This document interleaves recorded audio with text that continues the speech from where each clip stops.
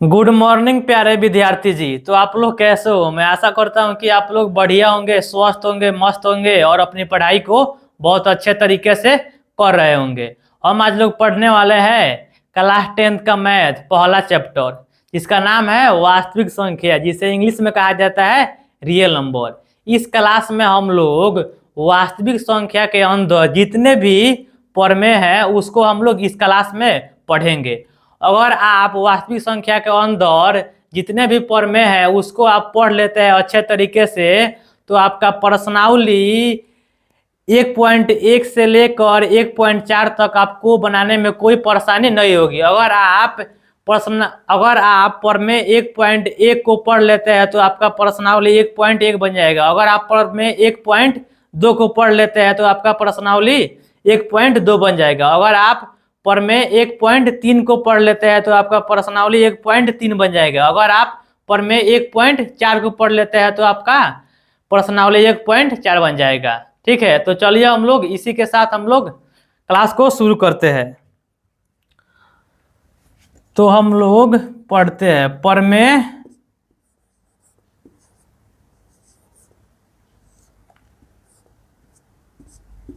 1.1। प्रमेय 1.1 को यूक्लिड विभाजन एल्गोरिथम या प्रमेयिका भी कहा जाता है।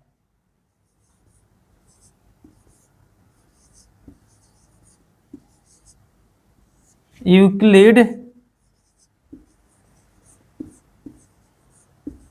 विभाजन प्रमेयिका कहिए आप लोग, या एल्गोरिथम कहिए। ठीक है, तो हम बुक की मदद से आप लोगों को दिखाना चाहेंगे कि हम लोग का प्रमेय 1.1 आखिर क्या बतलाता है। ठीक है,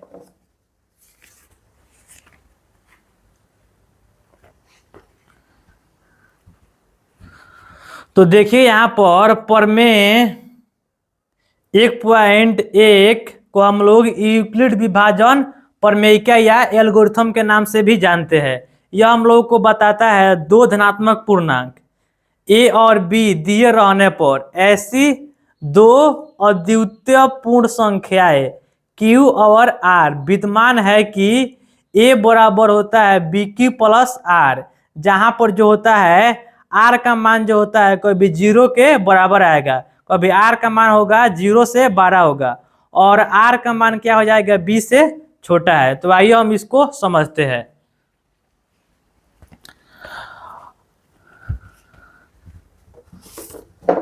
और जो ये प्रमेय 1.1 जो है, जो आपका त्रैमासिक कक्षा 10th का जो एग्जाम होता है उसमें वो पूछा जा चुका है। ठीक है, तो देखिए यहाँ पर हम यहाँ पे त्रैमासिक कक्षा 10th का हम लोग क्या किए है, हम लोग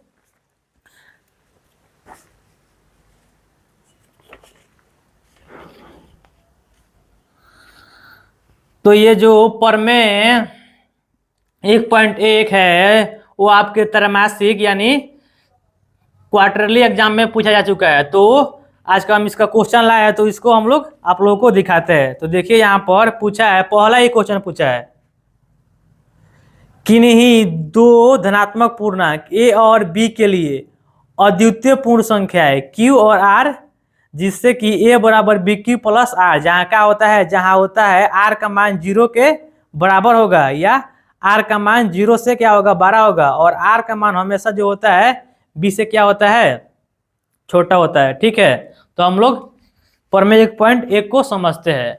तो हम आप लोग जान लीजिए कि प्रमेय 1.1 को यूक्लिड विभाजन प्रमेयिका या एल्गोरिथम भी कहते हैं। आपके एग्जाम में मोस्ट इंपोर्टेंट क्वेश्चन पूछा गया है कि आप लोग बताइए यूक्लिड विभाजन जो प्रमेयिका या एल्गोरिथम है किन्हीं दो धनात्मक पूर्णांक या दो संख्याओं का क्या चीज निकालने के लिए किया जाता है। तो एचसीएफ निकालने के लिए किया जाता है, आप लोग याद रखिएगा। यहाँ पर एचसीएफ का फुल फॉर्म होता है, एच से होता है हाईएस्ट, सी से होता है कॉमन, और एफ से होता है फैक्टर, जिसे हिंदी में कहा जाता है मौसो, और मौसो का फुल फॉर्म होता है महत्तम समापवर्तक। ठीक है, आप इसको भी ध्यान में रखिएगा। तो यूक्लिड विभाजन प्रमेय का प्रमेय 1.1 हम लोग को बताता है यदि दो धनात्मक पूर्णांक। अब आखिर पूर्णांक कहते किसको? पूर्णांक उसको कहते हैं जिसमें जीरो, ऋणात्मक और धनात्मक संख्या शामिल हो। जिसमें जीरो और धनात्मक यानी प्लस वाली संख्या और ऋणात्मक यानी माइनस वाली संख्या दोनों शामिल, उसी को हम लोग क्या कहते हैं? पूर्णांक। यदि दो धनात्मक पूर्णांक, तो दो धनात्मक पूर्णांक की जगह पर धनात्मक हम लोग को लेना है। यानी ये जीरो जो होता है, जीरो से जो इस साइड की ओर की संख्या होती है, ये बाईं ओर की, इसको हम लोग कहते हैं धनात्मक। ऑलरेडी ये प्लस में है तो इसको हम लोग प्लस क्या कहते हैं? धनात्मक। तो हम लोग को इसको ले लेना है, प्लस में लेना है, दो धनात्मक पूर्णांक। जैसे हम लोग यहाँ से आप लोग एक से लेकर अनंत तक कोई भी दो धनात्मक पूर्णांक को एग्जाम्पल ले लेते हैं। जैसे हम लोग दो एग्जाम्पल लेते हैं, जैसे हम लोग एग्जाम्पल लेते हैं 10 और 12 का, ठीक है। दो धनात्मक पूर्णांक हम लोग ले लिए। और यहाँ पर आप लोग याद रखिएगा, यहाँ पर जो होता है बड़ी संख्या वो ए का मान होता है और छोटी संख्या होता है वो बी का मान होता है। तो बताइए 10 और 12 में बड़ा कौन है? आप लोग बोलिएगा कि सर यहाँ पर 12 है। तो 12 है तो इसलिए ए का मान क्या हो जाएगा? ए का मान हो जाएगा 12 और बी का मान क्या हो जाएगा? 10। मान लीजिए ये दो धनात्मक पूर्णांक दिया है या दो संख्या दिया है, तो आगे बोलता है दो अद्वितीय पूर्ण संख्या है। दो अद्वितीय पूर्ण संख्या है।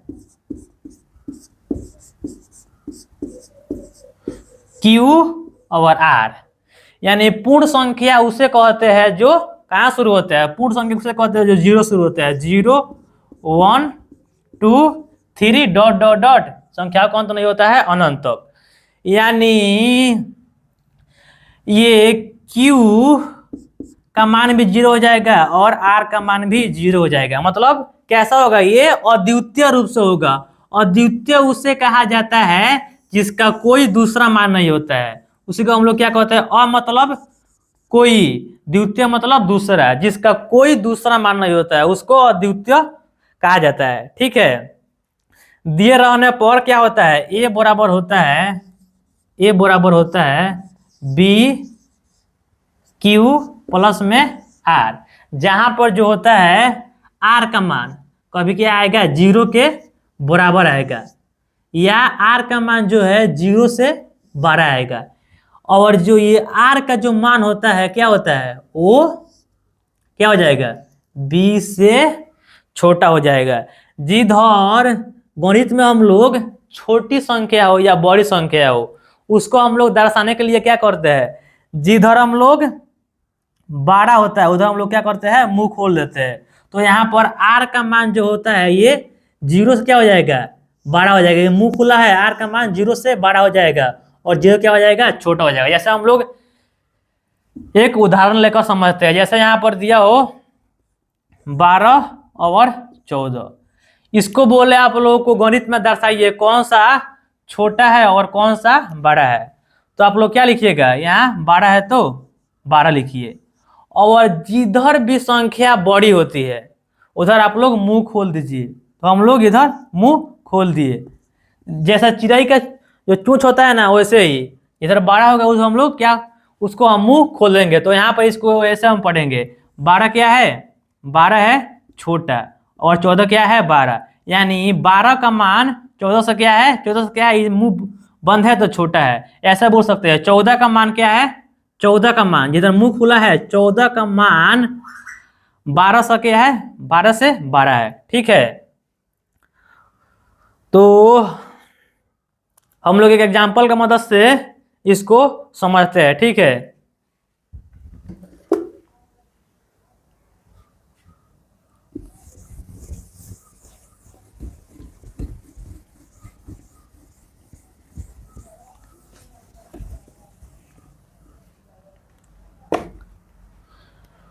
अब हम लोग यूक्लिड विभाजन एल्गोरिथम का प्रयोग करके किन्हीं दो धनात्मक पूर्णांक या दो संख्याओं का एचसीएफ निकालेंगे। इसलिए आप लोग यहाँ से ध्यान से देखिएगा, क्योंकि आपके बिहार बोर्ड के जो एग्जाम होता है उसमें ऑब्जेक्टिव टाइप भी प्रश्न पूछा जाता है और सब्जेक्टिव टाइप भी प्रश्न पूछा जाता है, ठीक है। तो इसलिए आप लोग ध्यान से यहाँ से देखिएगा, ठीक है। तो यहाँ पर हम लोग लेते हैं 21 और 27 का HCF निकालते हैं, HCF किससे? यूक्लिड, हम शॉर्ट में लिख रहे हैं, ठीक है। यूक्लिड, यू से होता है यूक्लिड, और बी से विभाजन, और ए से एल्गोरिथम। यानी 21 और 27 का हम लोगों का HCF निकालना है किससे? यूक्लिड विभाजन एल्गोरिथम से, ठीक है। नहीं, यहाँ पर आप लोग 24 कर लीजिए, ज़्यादा बड़ा हो जाएगा। समझने के लिए आगे हम छोटा से हम लोग बड़ी की ओर चलेंगे, ठीक है। तो यहाँ पर 21 और 24, तो यहाँ पर यूक्लिड विभाजन एल्गोरिथम से आप लोग को जब भी निकालिएगा तो यहाँ पर जो बड़ा संख्या होगा वो क्या हो जाएगा? वो ए का मान होता है, और जो छोटी संख्या होता है वो बी का मान होता है। तो देखिए यहाँ पर 21 और 24 में बड़ा कौन सा है? तो आप लोग बोलिएगा यहाँ पर 24 बड़ा है। तो 24 बड़ा है तो ए का मान क्या हो जाएगा? ए का मान हो जाएगा 24, और बी का मान क्या है? छोटा है तो 21। और अब हम लोग को HCF निकालने के लिए हम लोग क्या करते हैं? यहाँ पर जो छोटी संख्या होता है, हमेशा HCF निकालने के लिए छोटी संख्या से हम लोग क्या करेंगे? बड़ी संख्या में हम लोग क्या करेंगे? भाग देंगे, तो हम लोग HCF निकालते हैं। आप बचपन से पढ़ते आ रहे होंगे, ठीक है। तो हम लोग क्या करेंगे? यहाँ 21 से छोटी संख्या है 21, तो 21 इसे हम लोग क्या कर देंगे? 24 में भाग दे देंगे, ठीक है। और देखिए ये है बी का मान 21 और ये है ए का मान, ठीक है, 24। यहाँ तक कोई दिक्कत नहीं होगा, परेशानी भी नहीं होगी, ठीक है। तो यहाँ पर आप लोग इसको भाग दीजिएगा एक मर्त में, तो कितना आएगा? 21 से कम 21, क्योंकि दो बार में लीजिएगा तो ये 21 दूना 42, ये ए से बड़ा हो जाएगा। बी का मान जो हमेशा है ए से छोटा ही होना चाहिए, ठीक है। तो 21 से कम 21, ये 2 कट गया। अब 4 में से एक जाएगा, कितना बचेगा? 3। तो यहाँ ये जो होता है ये Q होता है, और जो यहाँ पर आया है ये R का मान होता है, ठीक है। तो आप लोग यहाँ पर लिखिएगा, अतः आप लोग लिख लीजिएगा, हम लोग शॉर्ट फॉर्म में लिख रहे हैं, ठीक है। यूक्लिड, बी से विभाजन, ए से एल्गोरिथम। यूक्लिड विभाजन एल्गोरिथम से क्या होता है? ए बराबर होता है बी क्यू प्लस में आर, जहां पर जो है आर का मान 0 के बराबर आएगा या 0 से बड़ा होगा, और आर का मान क्या हो जाएगा? बी से छोटा हो जाएगा। ये इमेज को आप लोग ध्यान में रखिएगा, ये आपके त्रैमासिक एग्जाम यानी सेंटर एग्जाम में पूछा जा चुका है, ठीक है। इसलिए आप इसको ध्यान में रखिएगा। तो देखिए यहाँ पर ये बी का मान हो गया, ये ए का मान हो गया, ये क्यू का मान होगा। ये हमेशा क्यू का मान होता है, ये हमेशा ये नीचे आता है, ये आर यानी शेषफल, ठीक है। तो यहाँ पर हम लोग ए को कहते हैं भाज्य, और बी को कहते हैं भाजक, और क्यू को कहते हैं भागफल, और आर को क्या कहते हैं? शेषफल, ठीक है। तो देखिए यहाँ पर ए का मान कितना है? यहाँ पर ए का मान यहाँ पर 24 है, तो यहाँ पर हम 24 लिख लेते हैं, ठीक है।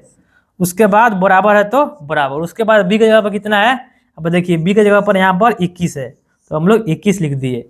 अगर कोई भी दो संख्या दिया हो अल्फाबेट ABCD में, जैसे BR, तो इसमें क्या छुपा होता है? कुछ में नहीं होता है, तो यहाँ पर गुना छुपा होता है, तो यहाँ पर भी गुना छुपा है, तो यहाँ पर हम लोग लिख लेंगे गुना। उसके बाद देखिए तो यहाँ पर क्यू का मान कितना है? क्यू का मान आया यहाँ पर 1, तो हम लोग क्यू की जगह पर यहाँ 1 लिख देंगे। उसके बाद यहाँ पर प्लस है तो हम लोग प्लस लिख लेते हैं। उसके बाद आर का मान कितना है? देखिए आर का मान यहाँ पर कितना आया? 3 आया, ठीक है। यहाँ तक तो आप लोगों को क्लियर होगा। यहाँ से आपके एग्जाम में 3 से 4 नंबर अच्छा समझ लेते हो तो पक्का हो जाएगा, ठीक है।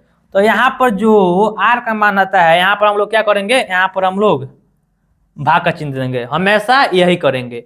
और जो यहाँ पर बाहर में होता है इसका कोई काम नहीं है, ये बाहर में होता है बी का मान, ये आर से क्या करने के लिए चला आता है? भाग लगने के लिए चला आता है, ठीक है। तो 21 हमेशा हम लोग यही मेथड अपनाएंगे, ठीक है। और यहाँ पर जो आर का मान आया, यहाँ पर हम लोग भाग का चिन्ह दे देंगे, और यहाँ पर जो बी का मान होता है, जो बाहर होता है, जिसका कोई काम नहीं होता है, उसको हम लोग क्या करते हैं, आर से भाग लगाने के लिए लेकर आते हैं। देखिए यहाँ पर जैसे ही हम लोग क्या किए, भाग का चिन्ह दिए और यहाँ पर हम लोग क्या लगाए, बट्टा लगाए। तो इस स्थिति में ये आर का मान था, यहाँ पर ये आर का मान था। यहाँ पर आप लोग ध्यान समझिएगा, ठीक है। ये इस स्थिति में ये इतना, ये स्टेप 1 था, ठीक है, ये स्टेप 1 था। और जैसे ही हम लोग क्या किए, भाग का चिन्ह लगाए और बराबर का चिन्ह दिए, तो क्या हो जाएगा, ये स्टेप दूसरा हो जाएगा। अब ये हम लोग स्टेप काम कर लिए, ये स्टेप हम लोगों का फर्स्ट कंप्लीट हो गया, तो हम लोग को दूसरा कंप्लीट करना है, ठीक है। तो हम लोग क्या करेंगे, ये आर को हम लोग क्या मान लेंगे, यहाँ पर देखिए अब लोग, अब यहाँ पर ये आर का मान है, तो ठीक है, आर का मान इसको भूल जाइए। तो यहाँ पर दो संख्या दिख रहा होगा आपको, 3 और 21, ठीक है। तो हम आप लोगों को बताए थे, जो छोटी संख्या होता है वो बी का मान होता है, और जो बड़ी संख्या होता है वो ए का मान होता है, ठीक है। तो यहाँ पर देखिए 3 छोटी है, तो ये क्या हो जाएगा, ये बी का मान हो जाएगा। और इस स्थिति में स्टेप 1 में ये आर का मान होगा, और जैसे ही हम लोग भाग का चिन्ह दिए और बाटा लगाए, तो ये स्थिति में ये स्टेप दूसरा हो जाएगा। और यहाँ पर दो संख्या दिख रहा है, और जो बड़ी संख्या होता है वो ए का मान होता है, और जो छोटी संख्या होता है वो बी का मान होता है। देखिए यहाँ पर छोटी संख्या कितना है, बी, यानी 3। यहाँ पर बड़ी संख्या है वो ए का मान हो जाएगा। तो ए का मान यहाँ पे कितना है, 21। तो एक जगह पर हम लोग लिखेंगे 21, ठीक है, 21। उसके बाद बराबर यहाँ पर है, तो हम लोग बराबर लिखेंगे। उसके बाद बी की जगह पर कितना है, यहाँ पर देखिए, तो बी की जगह पर है 3, तो हम लोग 3 लिख लिए। यहाँ पर गुना है तो गुना, हम लोग इसमें भाग देते हैं, कितना होता है, 3 सत्ते 21 होता है, ठीक है। ये कट गया, यानी 0 आ गया, ये बी हो गया। ये हमेशा क्या होता है, इस साइड का क्यू होता है, और ये आर होता है। देखिए यहाँ पर आर बराबर 0 आ गया। यूक्लिड विभाजन एल्गोरिथम का हम लोग प्रयोग जब तक करेंगे जब तक आर का मान 0 ना आ जाए। अगर आर का मान 0 आ जाता है, देखिए यहाँ पर आर का मान क्या है, आर का मान 0 है। इस स्थिति में जो यहाँ पर जो बाहर होता है बी का मान, वही हमारा क्या होता है, एचसीएफ होता है। तो हमारा एचसीएफ बराबर क्या हो जाएगा, एचसीएफ बराबर हो जाएगा 3 हो जाएगा, ठीक है। तो यहाँ पर देखिए हम लोग यूक्लिड विभाजन एल्गोरिथम से बना रहे थे, तो हम लोग उसी को कंटिन्यू रखते हैं, ठीक है। देखिए यहाँ पर क्यू का मान कितना है, क्यू का मान यहाँ पर 7 आया, यहाँ पर क्यू की जगह पर कितना लिखेंगे, 7। उसके बाद प्लस है, तो यहाँ पर प्लस लिखते हैं। देखिए यहाँ पर जो आर का मान आया, यहाँ पर आर का मान आ गया 0। ये देखिए अब यहाँ पर 0 आ गया, तो आप लोग क्या कीजिए, ऐसे लिखिए, ये ए का मान है, ये बी का मान होता है, ये क्यू का मान होता है, ये आर का मान होता है। देखिए तो यहाँ आप लोग आर बराबर क्या आ गया, आर बराबर आ गया 0। और आर बराबर 0 आता है, तो हमारे यहाँ पर जो बी होता है ना, बी, वही हमारा क्या होता है, एचसीएफ। तो हमारा एचसीएफ बराबर क्या हो जाएगा, एचसीएफ बराबर हो जाएगा 3। आंसर। हम उम्मीद करते हैं कि आप लोगों को काफी अच्छी समझ में आई होगी, ठीक है।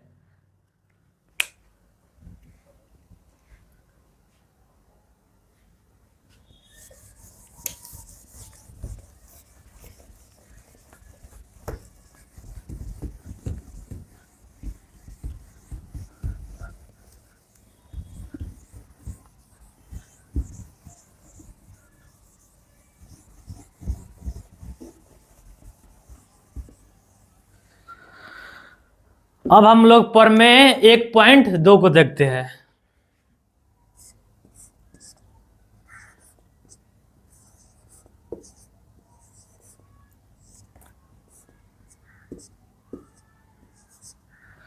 प्रमेय 1.2 को हम लोग कहते हैं अंक गणित की आधारभूत प्रमेय। लिख भी देते हैं यार, अंक गणित की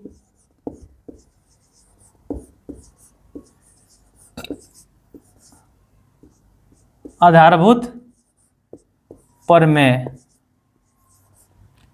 और जो है इसको एक और नाम से जाना जाता है, जो अंक गणित के आधारभूत प्रमेय है, इसको एक और नाम से जाना जाता है, वो होता है अभाज्य गुणनखंड विधि।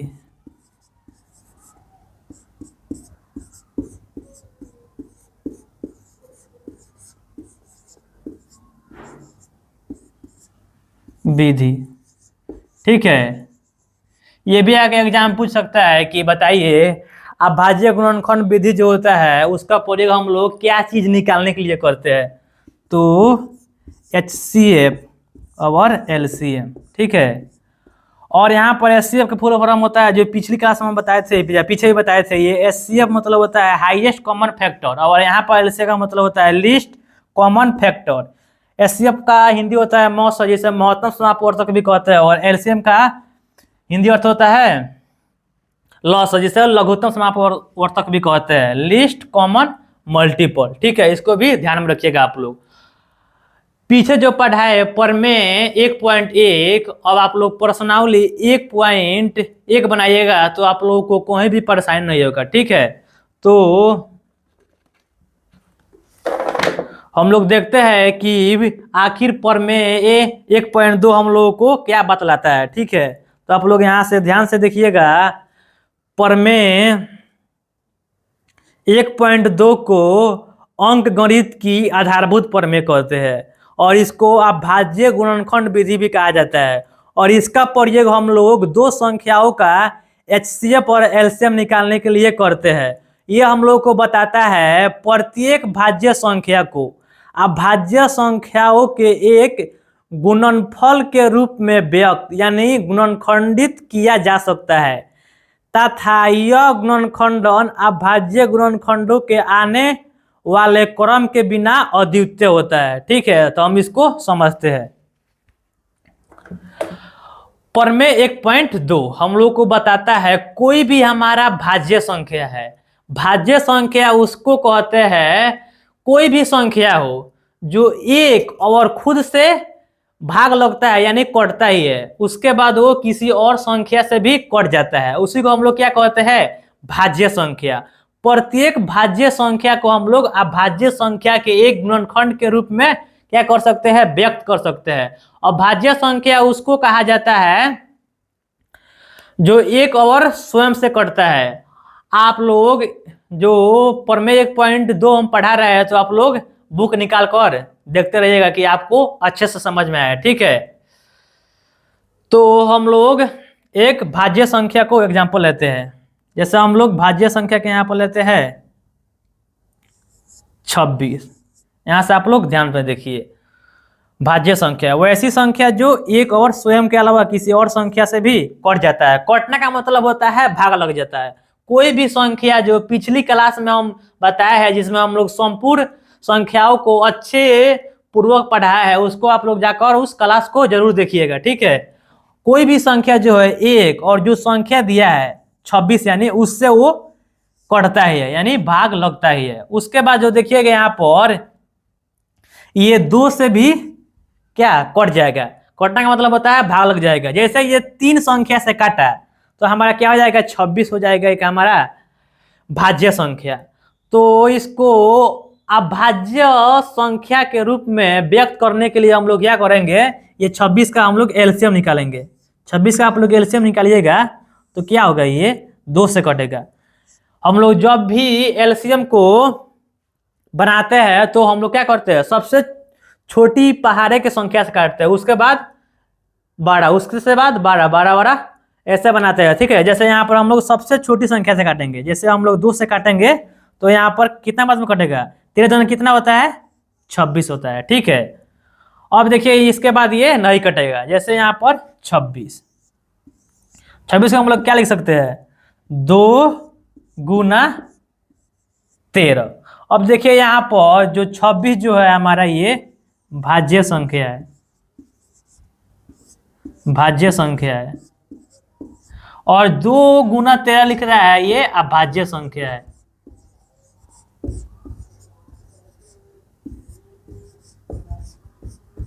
अब देखो तो हम लोग 26 को हम लोग अभाज्य संख्या के रूप में व्यक्त कर सकते हैं। आप लोग बोलेगा हाँ सर यहाँ पर व्यक्त कर दिए, तो यही पे बोल रहा था प्रत्येक भाज्य संख्या को अभाज्य संख्या के रूप में व्यक्त कर सकते हैं। जैसे यहाँ पर 26 है, इसको हम लोग जब LCM निकाल कर इसका हम लोग गुणनखंड किए तो इसका कितना आएगा, 2 गुना 13 आ गया, यानी 2 गुना 13 यहाँ पर क्या है, अभाज्य संख्या है। यहाँ पर 26 क्या है, भाज्य संख्या। यानी कोई भी हमारा भाज्य संख्या है उसको हम लोग अभाज्य संख्या के गुणनखंड के रूप में व्यक्त कर सकते हैं। जैसा हम लोग एक और एग्जांपल लेते हैं, जैसा हम लोग लेते हैं आपकी पर 50। 50 एक क्या है, हमारा भाज्य संख्या है, क्योंकि ये 1 और 50 जो स्वयं दिया है या खुद दिया है, इससे भी करिए 2 से भी कट जाएगा। जैसे ये 3 गो संख्या से काटा तो हमारा क्या हो जाएगा, ये हमारा भाज्य संख्या हो जाएगा। इसको गुणनखंड के रूप में व्यक्त करने के लिए हम लोग क्या करेंगे, पहले इसका एलसीएम निकालेंगे। ठीक है, तो आप लोग एलसीएम निकालिएगा। एलसीएम निकालते समय हम लोग सबसे छोटी संख्या से कटाते हैं, उसके बाद बड़ी संख्या से।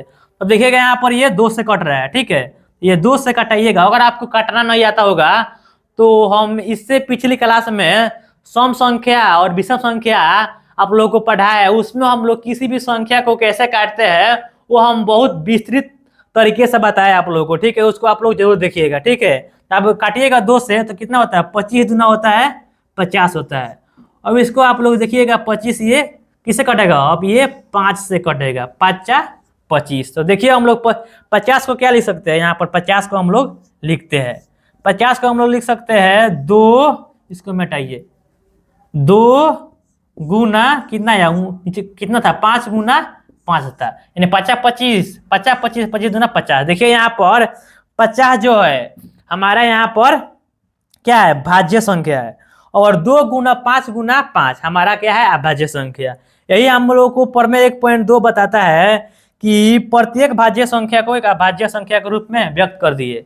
ठीक है, अब आपका जो प्रश्नावली 1.2 है वो अच्छे तरीके से बन जाएगा। ठीक है, आप उसको होमवर्क में बनाइएगा। अभाज्य गुणनखंड विधि से उसमें एचसीएफ और एलसीएम निकालने के लिए बोला गया है। ठीक है, इसलिए आप लोग होमवर्क बना लीजिएगा। ठीक है, हम उम्मीद करते हैं कि आपको प्रमेय 1.2 आ गया होगा। ठीक है,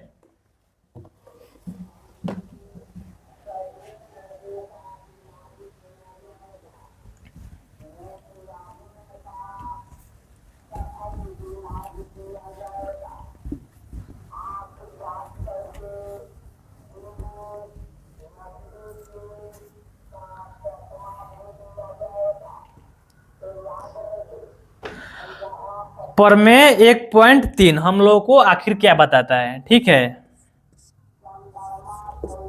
प्रमेय 1.3 से आपका प्रश्नावली 1.3 में मदद मिलेगा, इसलिए आप लोगों को हम प्रमेय पढ़ा रहे हैं। ठीक है, अब देखिए प्रमेय 1.3 हम लोगों को क्या बताता है, आप लोगों को हम बुक की मदद से बताना चाहेंगे। ठीक है,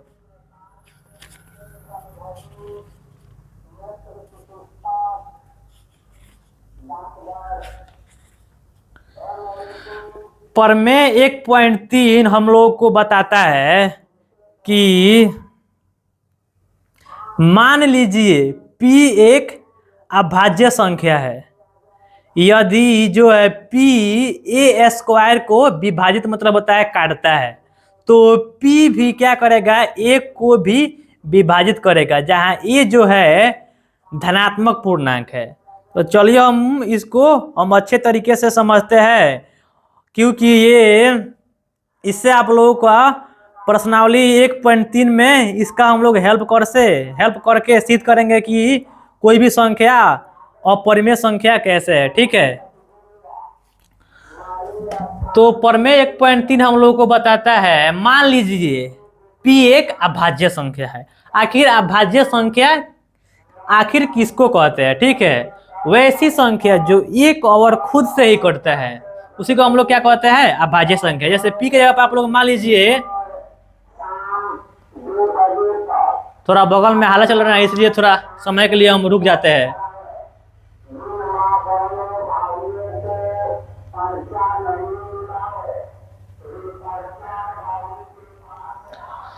तो मान लीजिए P एक क्या है, हमारा अभाज्य संख्या है, तो हम लोग P के जगह पर मान लेते हैं अभाज्य संख्या 5। ठीक है, P के जगह पर हम लोग मान लेते हैं अभाज्य संख्या 5, और A के जगह पर मान लेते हैं भी, एक जगह पर भी 5 मान लेते हैं।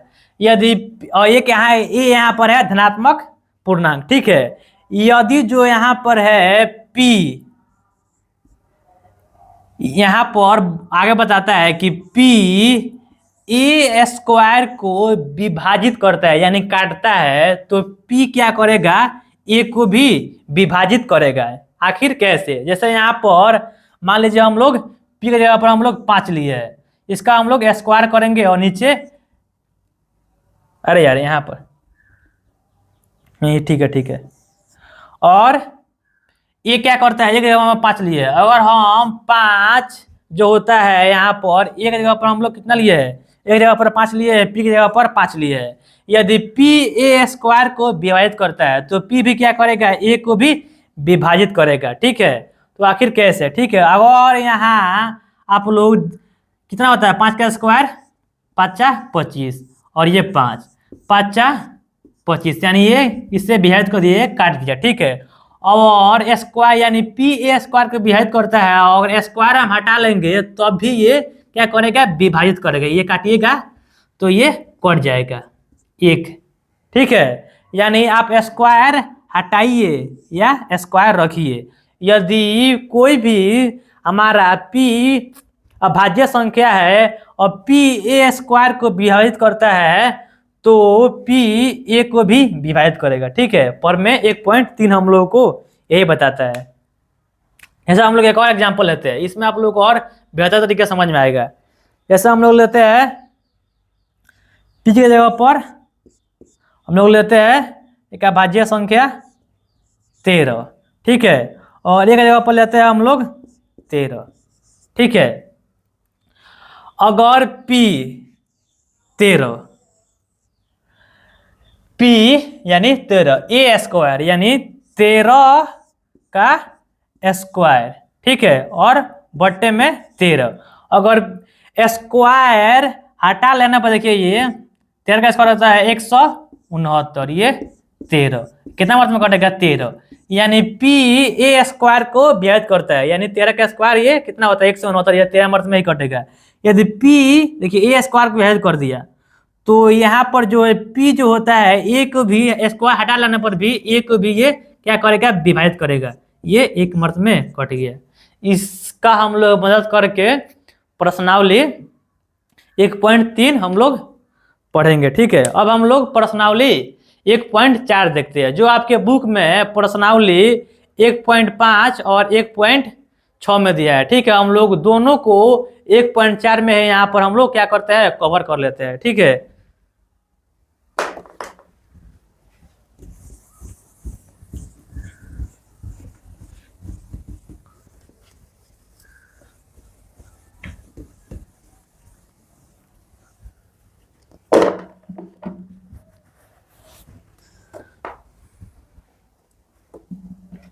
और जैसा हम लोग प्रश्नावली अगर जैसा हम लोग प्रमेय 1.1 पढ़ लेंगे तो हम लोग का प्रश्नावली 1.1 भी बन जाएगा, तो हम लोग उसको भी देख लेते हैं।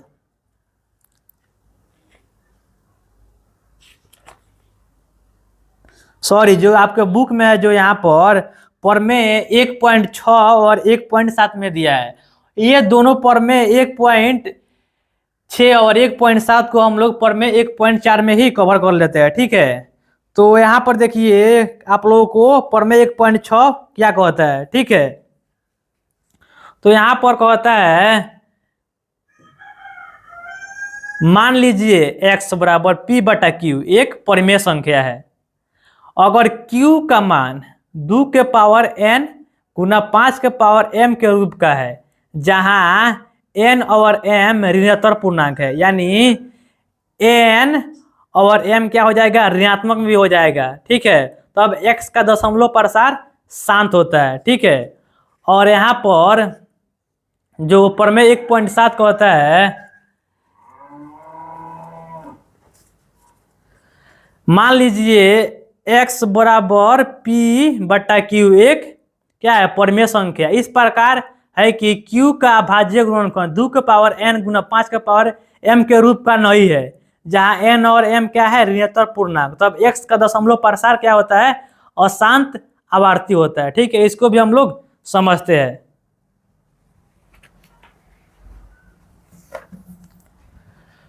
प्रमेय 1.6 एंड 7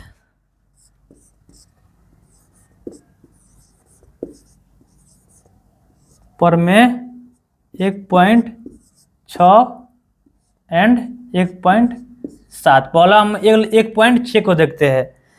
पर में 1.6 और 7 की मदद से हम लोग का प्रश्नावली 1.4 बन जाएगा। ठीक है, हम चाहते कि प्रश्नावली जो 1.4 जो है इसको हम लोग पर में यहाँ पर 1.4 की मदद से भी पढ़ा देते थे, मगर आप लोगों को समझ में नहीं आता कि ये सर पर में 1.6 और 1.7 में दिया है, ये पर में 1.4 कहाँ से पढ़ा रहे हैं। ठीक है, तो पर में 1.6 हम लोग को बताता है। मान लीजिए x एक परिमेय संख्या है, हम लोग x के जगह पर मान लेते हैं 2/25। ठीक है, ये x बराबर 2/25। ये क्या है? परिमेय संख्या है। ऊपर वालों को हम लोग क्या कहते हैं? p, और नीचे वालों को क्या कहते हैं? हम लोग q। और ऊपर वाला को हम लोग अंश भी कहते हैं, इसको भी आप लोग ध्यान रखिएगा। अंश भी कहते हैं और क्या कहते हैं? हर भी कहते हैं। ठीक है, अगर q का जो है यहाँ पर अभाज्य गुणनखंड 2 के पावर n गुना 5 के पावर m के रूप का होता है, तो ये क्या हो जाएगा? ये हमारा शांत होता है।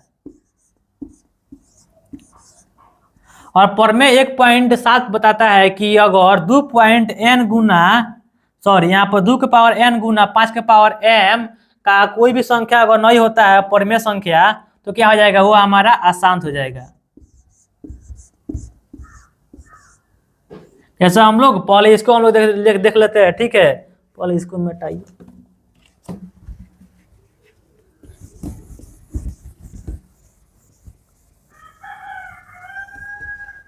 तो हम लोग 2 में हम लोग एग्जाम्पल लिए थे, x बराबर ये परिमेय संख्या है। ठीक है, x बराबर 2/25।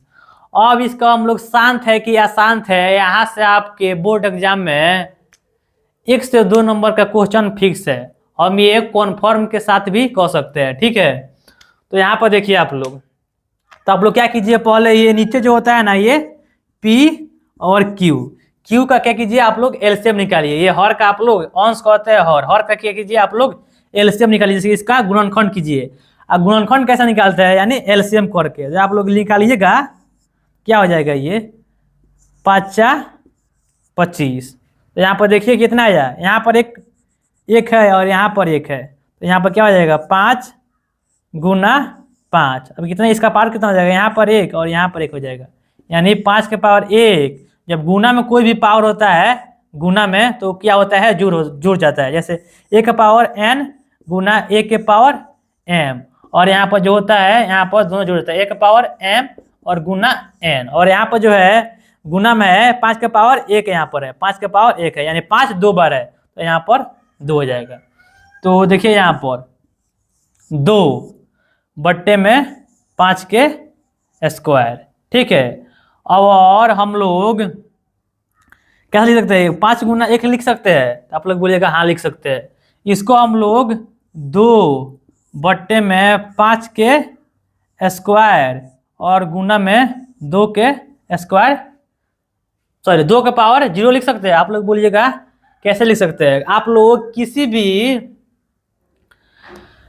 संख्या के ऊपर क्या करते हैं? 0 लगाते हैं। जैसे 6 से 25 के पावर हम लोग 0 लगाते हैं। 6 से 25 के पावर अगर 0 लगाएंगे तो क्या होता है? ये 1 होता है। किसी भी संख्या के ऊपर आप लोग क्या लगाइएगा? 0 लगाइएगा, उसका मान 1 होता है। तो यहाँ पर 1 जो है, यहाँ पर 1 की जगह पर हम लोग कितना लिखिए? 2 के पावर 0। तो यहाँ पर देखिए आप लोग 5 के स्क्वायर गुना 2 के पावर 0। देखिए तो यहाँ पर 2 के पावर ये n, 2 के पावर n और गुना 5 के पावर m के रूप में है। 2 और 5 दोनों में है, तो ये क्या आ जाएगा? शांत। अगर इसके अलावा और कोई भी संख्या आ जाता है यहाँ पर 3, तो हमारा क्या हो जाता है? अशांत आ जाता है। ठीक है, मतलब यहाँ पर नहीं आया है। ठीक है, तो ये क्या हो जाएगा? शांत होता है। और एग्जाम्पल हम लोग लेकर देखते हैं।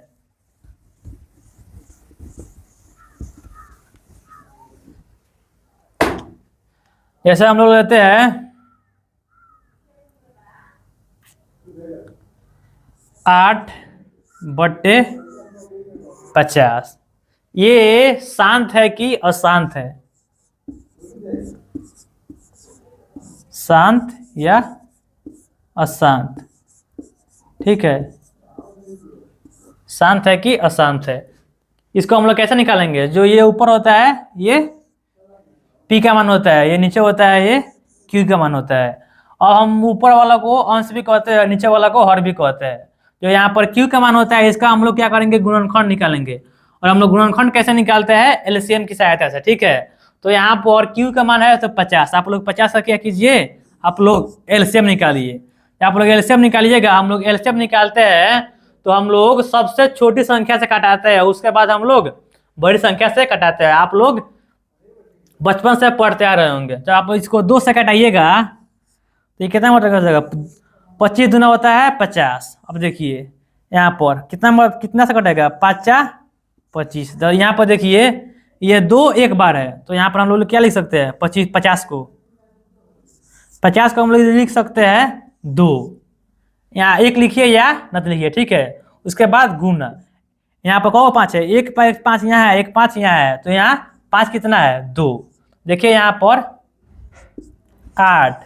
और 50 को हम लोग कैसे लिख सकते हैं? 50 को हम लोग लिख सकते हैं 2 का पावर 1। आप लोग 1 लिखिए चाहे लिखिए, गुना 5 के स्क्वायर। तो अब ये 2 के पावर n गुना 5 के पावर m के रूप में आ गया, तो ये क्या हो जाएगा? ये हो जाएगा शांत हो जाएगा। ठीक है, एक और एग्जांपल लेकर हम लोग देखते हैं कि आखिर अशांत कैसे होगा। ठीक है,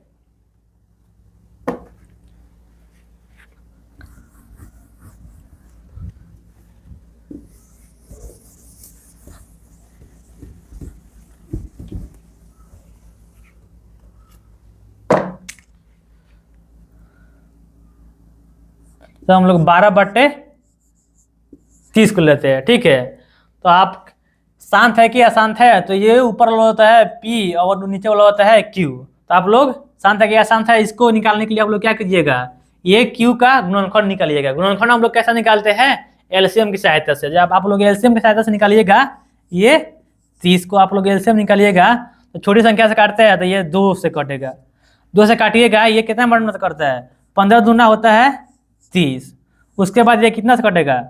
उसके बाद ये 3 5 कितना होता है? 15। देखिए यहाँ पर 2 गुना 3 गुना 5 आ गया। ठीक है, तो यहाँ पर लिखिए आप लोग 12 है तो 12। और Q का गुणनखंड कितना आया? Q का गुणनखंड आया हम लोगों का 2 गुना 3 गुना 5। ठीक है, तो 2 गुना 3 गुना 5। यहाँ से आप लोग ध्यान से देखिए, यहाँ के 2 है, यहाँ पर 5 है, इसके अलावा ये 3 आ गया है। देखिए तो यहाँ पर 2 के पावर n गुना 5 के पावर m के रूप का है। आप लोग बोलिएगा नहीं सर, यहाँ एक्स्ट्रा में ये जो है गुना में 3 आ गया है, इसलिए ये क्या हो जाएगा? अशांत आवर्ती।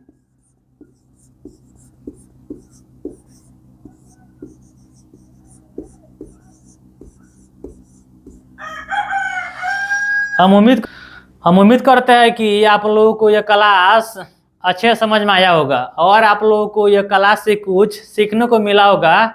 तो हमारे लिए एक लाइक जरूर कीजिएगा और हमारे चैनल को सब्सक्राइब करके जो नोटिफिकेशन है घंटी को ऑल पर सेट कर लीजिएगा, ताकि हम जब भी लाइव क्लास आए या रिकॉर्डेड क्लास डालें तो नोटिफिकेशन आपके पास पहुंच जाए और आप उस क्लास को पढ़ सके। ठीक है, जब तक मिलते हैं दूसरे वीडियो में। जय हिंद।